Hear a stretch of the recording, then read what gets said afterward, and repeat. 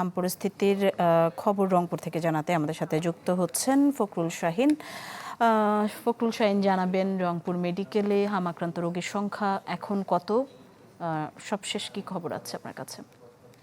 নগদ নিয়ে এলো হার না মানা হার অফার। সর্বনিম্ন 10,000 টাকা রেমিটেন্স নগদে পাঠালে থাকছে স্বর্ণের হার জেতার সুযোগ। নিশি শুরুতেই জানিয়ে দেয়, সেটি হচ্ছে যে হামের প্রকোপ গত সপ্তাহের তুলনায় এ সপ্তাহে কিছুটা কমেছে। কারণ গত 24 ঘন্টায় আমরা যে তথ্য পেয়েছি সেটি হচ্ছে মাত্র 3 জন হামের উপসর্গ নিয়ে এখানে ভর্তি আছে এবং সর্বমোট এখানে ভর্তি আছে 23 জন শিশু যাদের আসলে হামের উপসর্গ দেখা দিয়েছে। যদিও চিকিৎসকরা বলছেন যে এগুলো আসলে পরীক্ষা করে এখনো পজিটিভ রেজাল্ট পাওয়া যায়নি, সুতরাং সরাসরি হাম বলা যাবে না, তবে হামের উপসর্গ নিয়ে ভর্তি শিশু কিন্তু বলা চলে। এবং এই গত 3 মাসে এই রংপুর মেডিকেল কলেজ হাসপাতালে 353 জন শিশু হামের উপসর্গ নিয়ে ভর্তি হয়ে চিকিৎসা নিয়েছে এবং তার মধ্যে 325 জন শিশু সুস্থ হয়ে বাড়ি ফিরে গেছে এবং 5 জন শিশুর মৃত্যু হয়েছে হামের উপসর্গ নিয়ে। এবং আমরা যদি একটু বলি, সেটি হচ্ছে যে সংকট এই রংপুর মেডিকেল কলেজ হাসপাতালে রয়েছে। শিশু বিভাগের এক কর্নারে রেখে হামের উপসর্গ নিয়ে ভর্তি হওয়া শিশুদের চিকিৎসা দেওয়া হচ্ছে।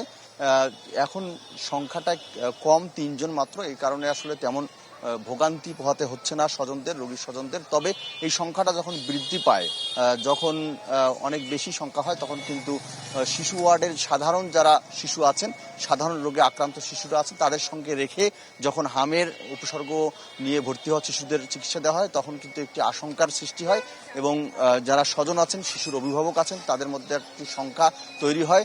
তারা বলছেন যে যদি হামের উপসর্গ নিয়ে ভর্তি হওয়া শিশুদের রাখা হয়, তাহলে অন্য শিশুদেরও হাম হওয়ার একটা শঙ্কা তৈরি হয়। সুতরাং এই সমস্যার সমাধান কিন্তু এই গত 3 মাসেও রংপুর মেডিকেল কলেজ হাসপাতাল কর্তৃপক্ষ করতে পারেনি। আমরা রংপুর মেডিকেল কলেজ হাসপাতালের পরিচালকের সঙ্গে কথা বলেছি। তিনি আমাদেরকে জানিয়েছেন যে তারা বারবার আসলে মন্ত্রণালয়ে চিঠি পাঠানোর পরও কিন্তু সেই সমস্যার সমাধানের কোনো আশ্বাস তারা পাননি।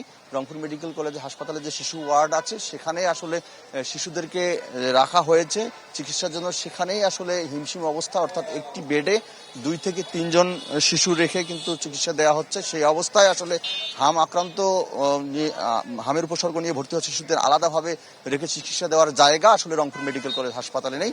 এমত অবস্থায় যে রংপুর শিশু হাসপাতাল একটি আছে, সেটিও কিন্তু বন্ধ আছে। সেটি যদি চালু হয়, তাহলে নাগরিক সমাজের প্রতিনিধিরা বলছেন যে এই সমস্যা দ্রুত সমাধান হবে। তো এই ছিল এখানকার সর্বশেষ। ধন্যবাদ আপনাকে। দর্শক দেখছিলেন রংপুর থেকে হাম পরিস্থিতির খবর জানাচ্ছিলেন ফখরুল শাহীন। আমরা পরের খবরে যাব।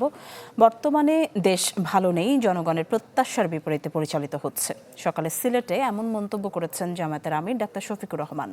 তিনি বলেন, জ্বালানির দাম বৃদ্ধি মানে জনগণের উপর নতুন করে বোঝা চাপিয়ে দেওয়া। এতে সাধারণ মানুষের উপর জুলুম করা হয়েছে। স্থানীয় শিশু ফাহিমা হত্যার ঘটনায় গভীর শোক প্রকাশ করে দোষীদের দ্রুত শাস্তির দাবি জানান জামায়াত আমির। পাশাপাশি নিহত শিশুর পরিবারের প্রতি সমবেদনা প্রকাশ করেন তিনি। এ সময় জামাতের কেন্দ্রীয় নেতারা উপস্থিত ছিলেন।